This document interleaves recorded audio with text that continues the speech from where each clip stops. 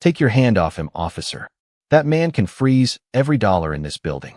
The words cracked through the marble hallway of City Hall and silenced everyone within hearing distance. Reporters lowered their cameras. Staff members stopped mid-step. Even the elevator doors seemed to hesitate before closing. At the center of the hallway stood Dr. Marcus Bennett, a 52-year-old black man in a simple charcoal suit, one hand resting on a slim leather briefcase and the other held calmly at his side. Across from him, Officer Ryan Caldwell, a 41-year-old white security officer in a dark city uniform, stared toward the approaching mayor with the stunned expression of a man who had just discovered that the rules he thought he controlled belonged to someone else. Mayor Evelyn Carter moved quickly through the crowd, her heels striking the polished floor with sharp, measured urgency. Behind her came Councilwoman Rebecca Hayes, 2 legal aides, and Samuel Price from the City Ethics Office. No one spoke. No one needed to. 18 minutes earlier, the building had felt ordinary. Sunlight poured through the tall front windows. Metal detectors hummed near the entrance. Clerks carried folders between offices while local reporters gathered outside the council chamber for an emergency budget hearing. Marcus had entered alone, without an assistant, without an escort, and without the gold identification badge usually clipped to his jacket. He carried only the briefcase and a sealed envelope marked for executive review. To most people, he looked like a quiet professional arriving for an appointment. To Officer Caldwell, he looked like someone who did not belong on the leadership floor. Marcus had passed through security without incident and crossed the lobby toward the private elevator. Before he could press the button, Caldwell stepped into his path. "Public elevators are on the other side," he said. Marcus turned slowly. "I am scheduled upstairs. Not through this entrance." Marcus reached into his inside pocket and produced a printed invitation bearing the city seal. Caldwell barely glanced at it. Anyone can print a document. A young legal assistant named Nina Brooks had been standing nearby with a tablet in her hands. She recognized Marcus immediately and stepped forward. "Officer, his name is on the executive access list." Caldwell did not check the list. "I will handle this." Marcus watched him carefully, not with fear and not with anger, but with the kind of patience that made impatience look smaller. "Please verify the invitation," Marcus said. "I already told you where to go." The hallway began to notice. A receptionist looked up. 2 reporters turned their microphones toward the exchange. Caldwell moved closer and pointed toward the public lobby. "You need to leave this floor." Marcus did not raise his voice. He opened the briefcase just enough to reveal several bound financial reports, each carrying a red confidential stamp. "These documents are required for the budget hearing beginning in less than 20 minutes. Caldwell reached for the case, but Marcus closed it and held it firmly at his side. "Do not interfere with city records," he said. The sentence was calm. Caldwell heard it as defiance. "You do not give orders here." Imagine being removed from a building whose budget carries your signature, while the person blocking you refuses even to read your name. Marcus looked past Caldwell toward the security camera above the elevator. Then he looked at Nina. "Please note the time," he said. "And officer, write down exactly why you are removing me. Every word will matter in 10 minutes. Caldwell gave a short, dismissive laugh. "You think somebody important is coming to save you?" Marcus met his eyes. "No," he said. "I think the truth is already on its way." Officer Ryan Caldwell turned toward Nina Brooks as though her presence had become another inconvenience he intended to remove. "Return to your office," he said. Nina held her tablet closer to her chest, but she did not move. She had spent 2 years working in the city legal department, long enough to know that Marcus Bennett's name appeared on every major financial authorization scheduled for that morning. She also knew Caldwell had not checked the executive access list. "His appointment is confirmed," she said. "The emergency hearing cannot begin without him." Caldwell's expression hardened. "This is a security matter." Marcus glanced at the clock mounted above the council chamber doors. 17 minutes remained before the hearing. Inside his briefcase were transaction records tracing nearly $6 million in public safety funds to a private contractor whose invoices did not match the services provided. The documents were not merely accounting papers. They were a map. Names, dates, approval codes, and 3 signatures that should never have appeared together. Marcus had spent 11 weeks following the pattern, and that morning he intended to place it before the mayor, the city council, and the ethics director. No one in the hallway knew that yet. Caldwell only saw a man refusing to leave. "Hand me the case," he ordered. Marcus kept his voice level. "You have no authorization to seize financial oversight materials. Then prove they are what you say they are. Read the invitation." Caldwell ignored the paper still held between Marcus's fingers. He reached for his radio instead and requested another security unit near the leadership elevators. The sound of his voice traveled across the marble walls, drawing more attention. Reporters moved closer. A city clerk stopped beside a column. The receptionist quietly activated the hallway recording system. Marcus noticed every detail. He had built his career by noticing what others dismissed. "Officer Caldwell," he said, "state the reason you are denying access. You are in a restricted area without valid credentials." Nina lifted the tablet. "His credentials are valid. I did not ask you." The words landed sharply, and several employees exchanged uncomfortable looks. Marcus turned toward Nina. "Please continue documenting." Caldwell stepped between them. "You are done giving instructions." Marcus did not retreat. He stood quietly, his shoulders relaxed, his briefcase steady at his side. Imagine watching someone reject every opportunity to correct himself because admitting uncertainty feels more dangerous than being wrong. Caldwell had been offered the guest list, the city seal, a legal witness, and a direct request to verify the facts. Each time, he chose authority over evidence. "Walk toward the public lobby," Caldwell said. Marcus looked once more at the camera above them. "Are you ordering me out of City Hall?" "I am ordering you away from this floor." "On what basis?" "Failure to comply." Marcus nodded slowly. "Then record that exact language." Caldwell gestured toward the stairs, apparently unwilling to let Marcus use the elevator he had tried to enter.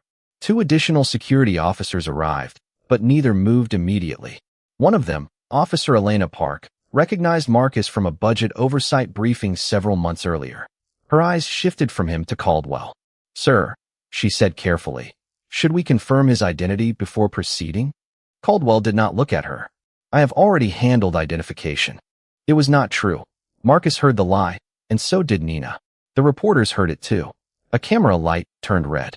Caldwell pointed again toward the stairs. Marcus began walking, not because Caldwell had proven anything, but because the record was now complete. Every refusal, every warning, every witness, every second. They had reached the first landing when the council chamber doors opened above them. Samuel Price stepped into the hallway holding a folder marked confidential. His face changed the instant he saw Marcus being escorted away. "What is happening?" he called. Caldwell answered before anyone else could speak. "An unauthorized visitor refused to leave a restricted area." Samuel stared at him. Then he looked at Marcus's briefcase. "That visitor is the reason the mayor called this hearing." At that moment, fast footsteps echoed from the upper corridor. Mayor Evelyn Carter appeared at the railing, saw Marcus below, and raised her voice with a force that stopped the entire stairwell. "Officer Caldwell, step away from him now. Dr. Bennett signs the authorization that funds this administration, and the evidence in his hand may decide whether half this building still has a budget by sunset." Mayor Evelyn Carter descended the stairs without waiting for anyone to answer. Her expression was controlled, but the force in her voice had already changed the atmosphere. Officer Ryan Caldwell stepped back from Marcus Bennett, though not far enough to hide the confusion on his face. The two additional officers remained near the landing, uncertain whether to follow Caldwell's earlier command or the mayor's unmistakable authority. Marcus stood still, one hand resting on the handle of his briefcase, his posture as composed as it had been from the beginning. "Madam Mayor," Caldwell said, "I was securing a restricted area." Evelyn stopped one step above him. "By refusing to verify the identity of the chairman of the Financial Oversight Board?" Caldwell opened his mouth, but Nina Brooks spoke first. He was shown the executive invitation. He was told Dr. Bennett was on the access list. He declined to check both. Her voice was steady now. Samuel Price joined them at the landing, holding the confidential folder against his chest. Behind him, members of the press had gathered near the council chamber doors, their cameras raised but silent. The mayor looked toward Officer Elena Park. "Did anyone confirm Dr. Bennett's identity?" Elena answered carefully. "I recommended verification." Officer Caldwell said it had already been completed. The statement settled over the stairwell. Caldwell's face tightened. "I made a judgment based on the circumstances." Marcus finally looked directly at him. No, he said. You made a judgment before examining the circumstances. The words were quiet, but they carried through the marble space with more weight than a shout. Imagine standing before an entire city government and watching a single unchecked assumption become an official act. Caldwell had believed the hallway belonged to him because he wore the uniform. Marcus understood something different. Public buildings belong to process, evidence, and the people whose names appeared nowhere on the walls. Mayor Carter turned toward the nearest security supervisor. Relieve Officer Caldwell from access duty, pending an immediate administrative review. Preserve the hallway footage, the elevator camera, the radio traffic, and every access log from this morning. Caldwell looked at her in disbelief. You are suspending me over a misunderstanding? I am removing you from this post because you refused repeated opportunities to prevent the misunderstanding, she replied. The review will determine what follows. Marcus raised one hand slightly. Madam Mayor, the hearing must begin. Evelyn looked at the clock. 8 minutes remained. You were delayed because of this office, she said. The council will wait. The council should not wait for me, Marcus answered. It should wait for the evidence. He opened the briefcase and removed 3 bound reports, each marked confidential. The red stamps drew the attention of every reporter in the hallway. Samuel Price's expression changed as soon as he saw the account numbers printed along the top page. Those are the public safety transfers, he said. Marcus nodded. $6 million was approved for emergency communications upgrades. Less than half reached the listed vendors. The remaining funds moved through a security contractor with no verified completion records. Mayor Carter's eyes narrowed. Which contractor? Marcus handed her the first report. She read the name once, then again. Caldwell's attention shifted toward the page before he quickly looked away. Marcus noticed. So did Samuel. The company listed in the report was Sentinel Civic Solutions, the private firm responsible for training and supplemental staffing at City Hall. This is not only a budget problem, Marcus said. It is an oversight problem. Complaints involving security personnel were routed through the same contractor before being closed without independent review. Nina looked toward Caldwell. Including access complaints? Especially access complaints, Marcus replied. The mayor closed the report. How long have you known? Long enough to understand why today mattered.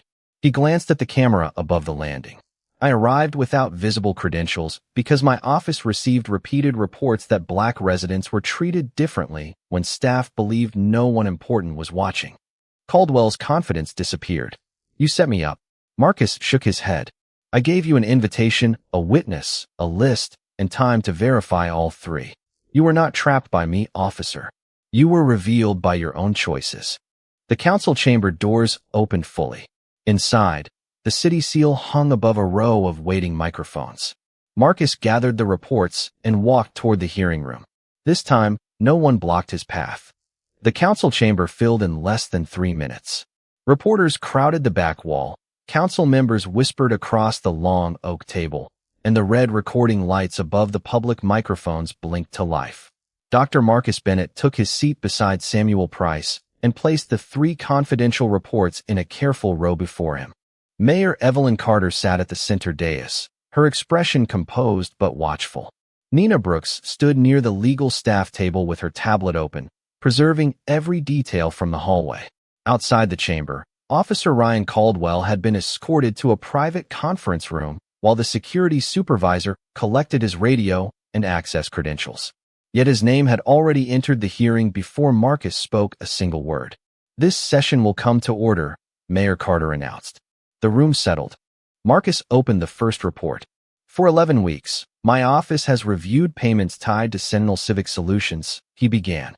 The city approved $6 million for emergency communications, access control improvements, and supplemental security training.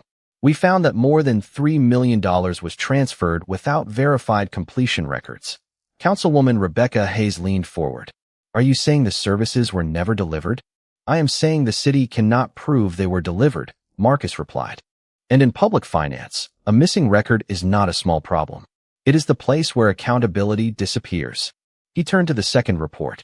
Inside were access complaints submitted by residents, employees, and visitors over the previous 2 years.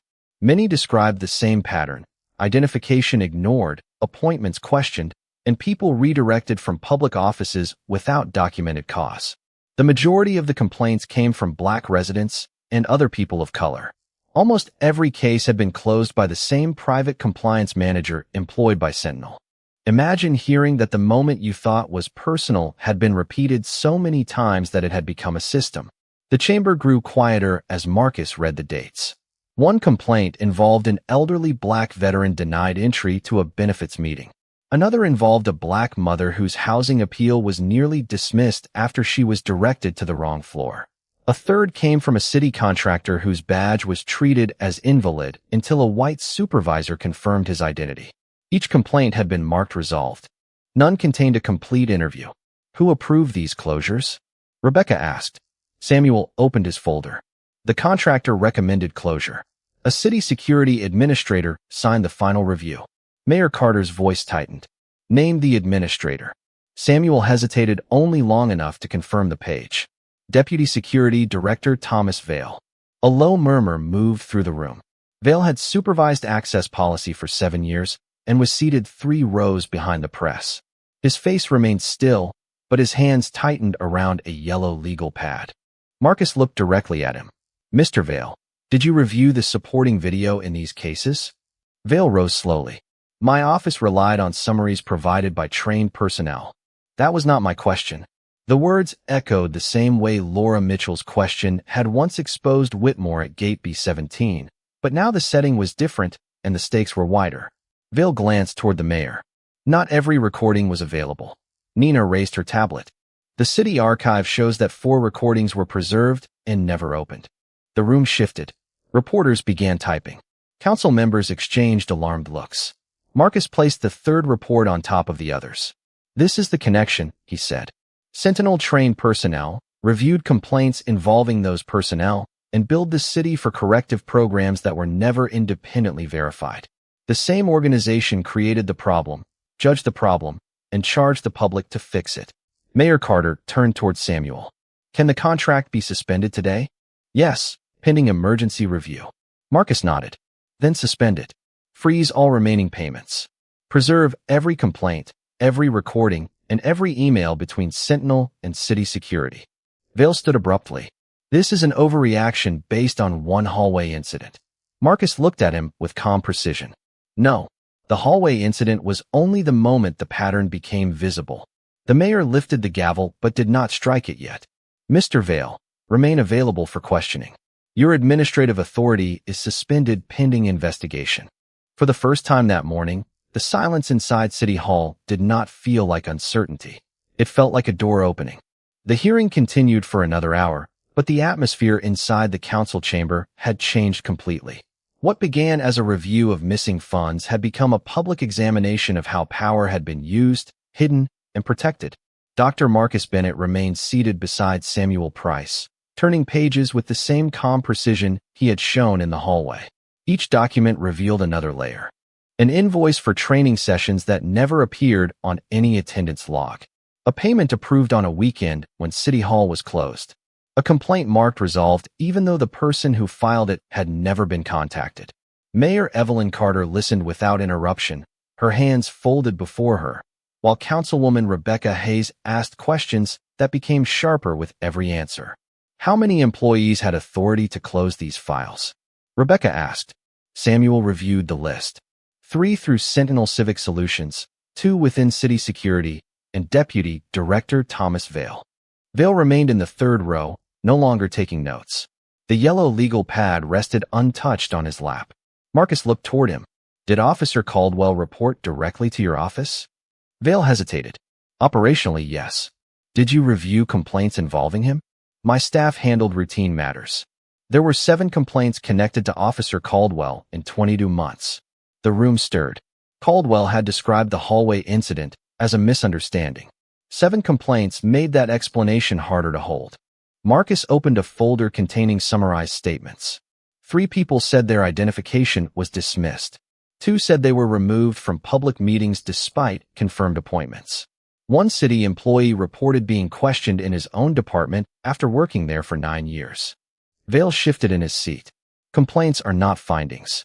Correct, Marcus said. But complaints that are never investigated cannot become findings. The sentence hung over the chamber. Imagine trusting a system to examine itself, only to learn that the door to accountability had been locked from the inside. Mayor Carter turned toward the city attorney. What authority do we have to appoint an outside investigator?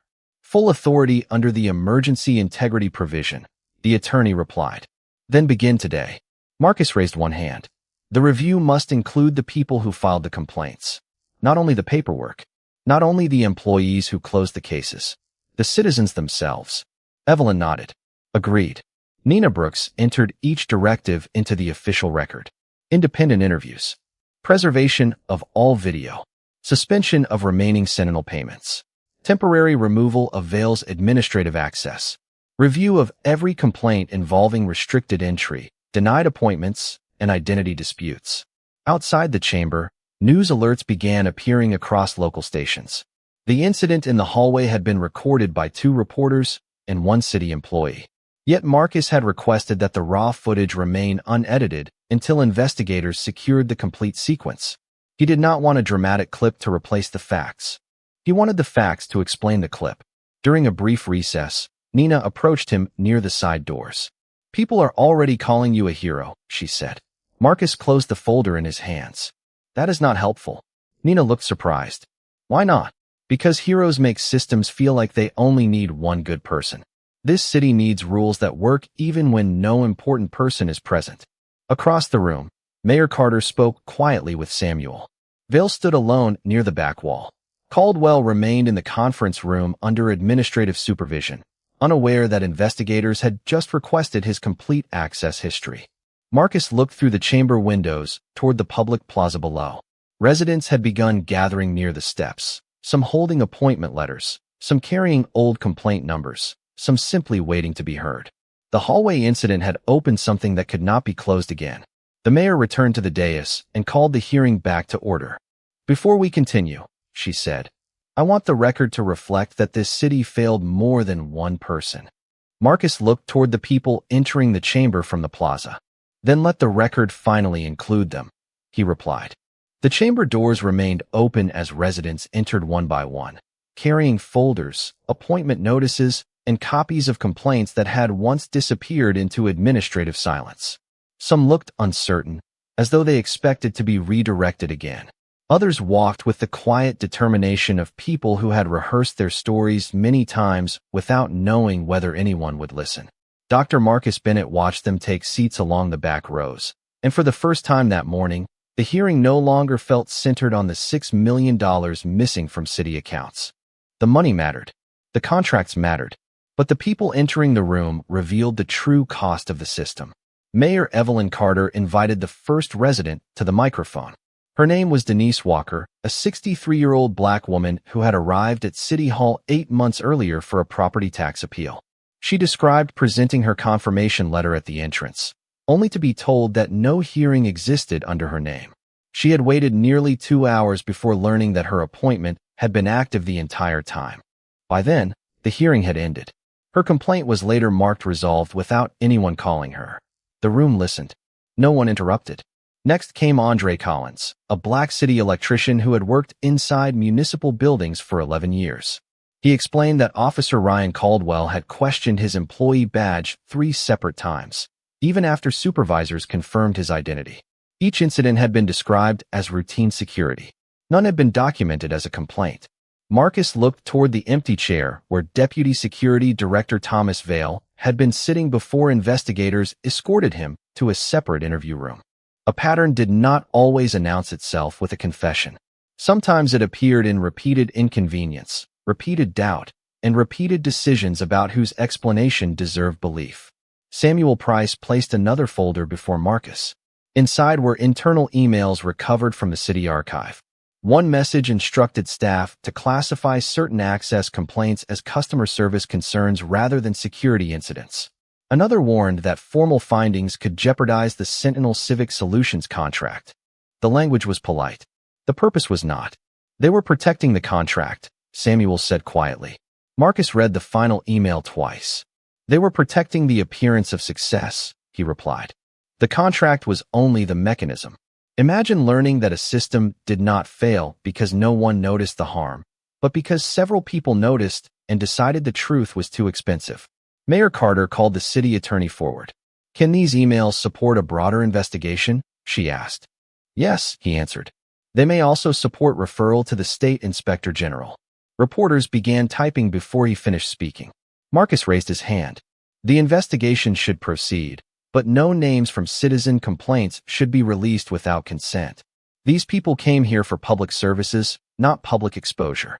Denise Walker looked toward him and nodded. The mayor agreed immediately. New procedures were entered into the record. Every denied access incident would require written justification. Security personnel would be required to verify appointments before removal. Complaint reviews would be handled outside the contractor's chain of command. Video connected to disputed encounters would be preserved automatically. An independent civilian panel would publish quarterly findings. In the conference room down the hall, Caldwell sat across from an investigator as the archived complaints were placed before him. He insisted that he had followed training. The investigator opened the Sentinel handbook and pointed to the verification procedure Caldwell had ignored. The defense disappeared from his face. Back inside the chamber, Marcus closed the final report. "This cannot end with one officer or one administrator," he said. "A system that rewards certainty without verification will keep producing the same result under different names." Mayor Carter looked across the room at the residents who had finally been invited into the record. "Then we change what the system rewards," she answered. Outside, the bells in the City Hall clock tower marked noon. The sound rolled across the plaza, steady and clear. For years, people had entered that building believing power lived behind locked doors. That morning, Marcus reminded the city that public power was never supposed to belong to the people guarding the entrance. It belonged to the people waiting to be heard. By late afternoon, City Hall no longer felt like the same building Marcus Bennett had entered that morning. The marble floors still reflected the tall windows, the security monitors still glowed above the lobby, and employees still moved between offices carrying folders and coffee, but the atmosphere had changed. People who once lowered their voices near the security desk were now asking for complaint forms. Staff members were checking appointment lists before redirecting visitors. Cameras that had quietly observed years of routine decisions were being treated as witnesses. Marcus stood inside the mayor's conference room with Evelyn Carter, Samuel Price, Councilwoman Rebecca Hayes, Nina Brooks, and the city attorney. Spread across the table were financial records, preserved emails, access logs, and 7 complaints involving Ryan Caldwell. The evidence no longer pointed toward an isolated failure. It showed a structure designed to protect itself. "The state inspector general has accepted the referral," Samuel said. "They are sending an independent team tomorrow morning." Evelyn looked at the unsigned emergency order before her. "And Sentinel Civic Solutions?"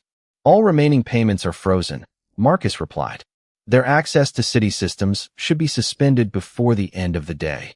Rebecca turned toward the window overlooking the public plaza. News crews had gathered near the front steps, but behind them stood ordinary residents holding old letters and case numbers. "They came because they finally think someone might listen," she said. Marcus closed one of the complaint files. "Then we cannot disappoint them with another announcement that changes nothing." Imagine watching a city promise reform while knowing that promises are the easiest documents to sign and the hardest ones to enforce. Marcus had seen it before. Committees formed, statements released, training scheduled. Then attention moved elsewhere, and the old habits returned beneath new language. He would not allow that to happen this time. "The civilian panel needs authority," he said, "not ceremonial seats. It must be able to request footage, examine complaints, and publish findings without approval from city security." The city attorney nodded slowly. "That will require council action."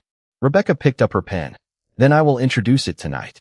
Across the building, Caldwell remained in the interview room. An investigator placed the hallway footage beside the access list and asked why he had refused to verify Marcus's name. Caldwell repeated that the situation had moved quickly.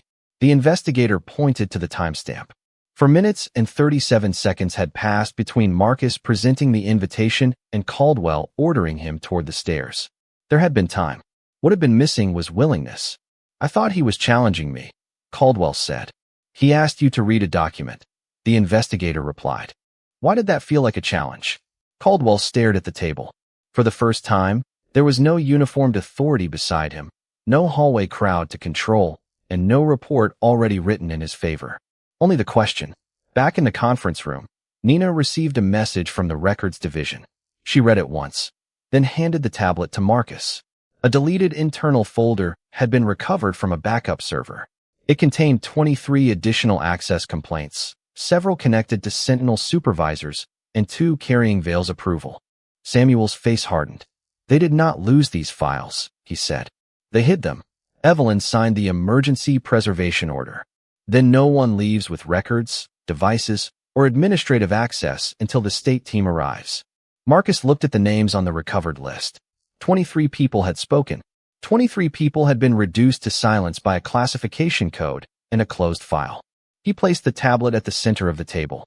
Tomorrow cannot begin with the officials who ignored them, he said. It begins with these names. Outside, the afternoon sun reached through the front windows and stretched across the lobby floor. Residents continued to wait, but now city employees were bringing them chairs, water, and numbered forms. It was not justice yet. It was only the first visible sign that the building had begun to remember whom it belonged to. The independent team arrived at City Hall shortly after 8 the next morning, carrying sealed evidence cases, portable scanners, and a court-approved preservation order that placed every relevant record beyond the control of the departments under review. Dr. Marcus Bennett was already inside the council chamber when the lead investigator, Special Counsel Dana Whitfield, entered with 4 auditors and 2 civil rights attorneys. Mayor Evelyn Carter, Samuel Price, Councilwoman Rebecca Hayes, Nina Brooks, and the city attorney waited near the front table. The 23 recovered complaint files had been arranged in chronological order, each one marked with the date it was received and the date it was closed.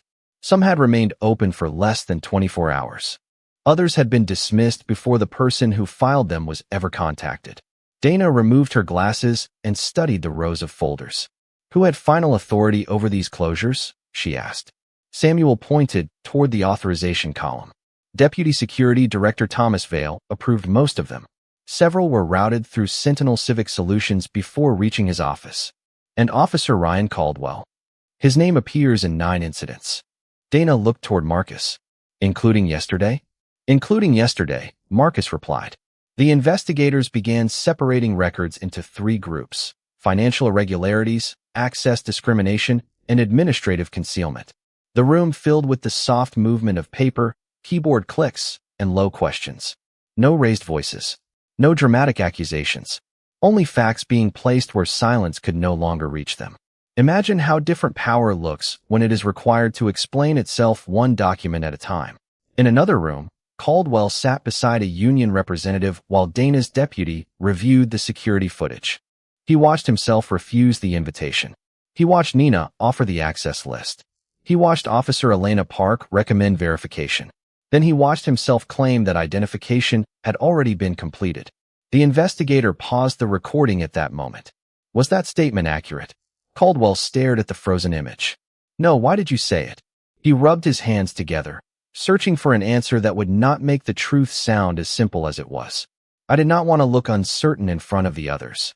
The investigator leaned back. So you chose to appear certain rather than become correct. Caldwell lowered his eyes. Across the hall, Vale faced a different question. Investigators had recovered emails showing that he instructed staff to downgrade formal complaints whenever a finding could affect Sentinel's renewal. Vale insisted the language had been misunderstood.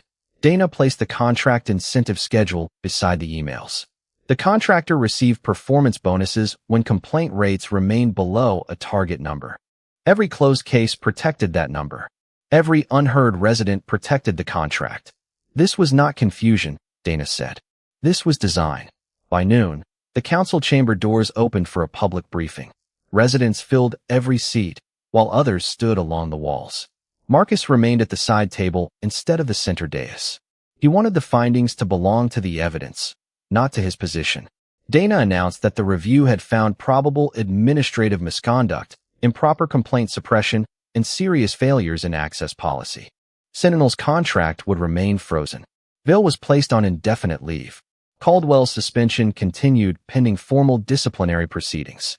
The state inspector general opened a parallel financial investigation into the missing funds. Mayor Carter then introduced the emergency reform package. It created independent complaint review, automatic video preservation, mandatory appointment verification, public quarterly reporting, and civilian oversight with subpoena authority. Rebecca Hayes moved for immediate consideration. Every council member voted yes. The chamber remained silent for one breath before applause began near the back. Marcus did not join it immediately. He looked at Denise Walker, Andre Collins, and the others whose names had once been reduced to file numbers. Then he stood.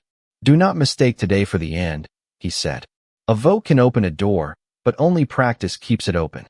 Mayor Carter nodded. "Then we make the practice visible."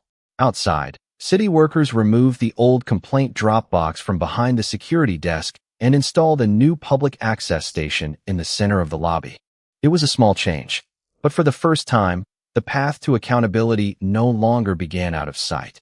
6 weeks later, the front entrance of City Hall looked almost unchanged from the street. The same stone steps rose from the public plaza. The same flags moved above the columns. The same clock tower marked the hour across downtown. But inside, the building operated under rules that no longer depended on quiet discretion. Every denied entry required a written reason. Every disputed encounter triggered automatic video preservation. Every complaint received an independent case number that could not be altered by security staff or private contractors. Dr. Marcus Bennett entered through the main doors carrying the same leather briefcase he had brought on the morning everything changed. This time, no one rushed to greet him. That was exactly how he wanted it. At the security desk, a young black father stood beside his teenage daughter while an employee verified their appointment for a housing assistance meeting. The process took less than 1 minute. No suspicious glance. No unnecessary question. No public embarrassment. Marcus watched from several feet away, then continued toward the council chamber. Progress did not always arrive with applause. Sometimes it appeared in the absence of harm. Upstairs, Mayor Evelyn Carter, Samuel Price, Councilwoman Rebecca Hayes, Nina Brooks, and Special Counsel Dana Whitfield waited for the final public findings.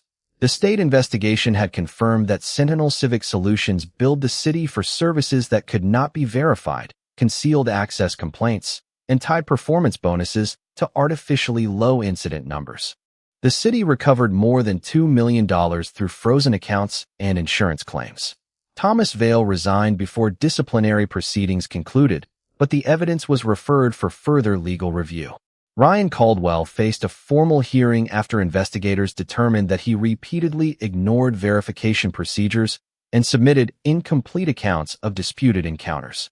He was removed from City Hall security service and prohibited from holding another access control position within the municipal system.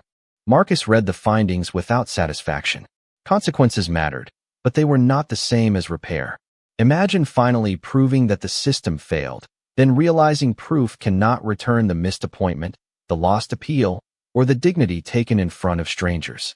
Denise Walker would never recover the hours she spent waiting for a hearing that continued without her. Andre Collins could not erase the years of being questioned inside buildings he helped maintain. Accountability could acknowledge those losses. It could not pretend they never happened.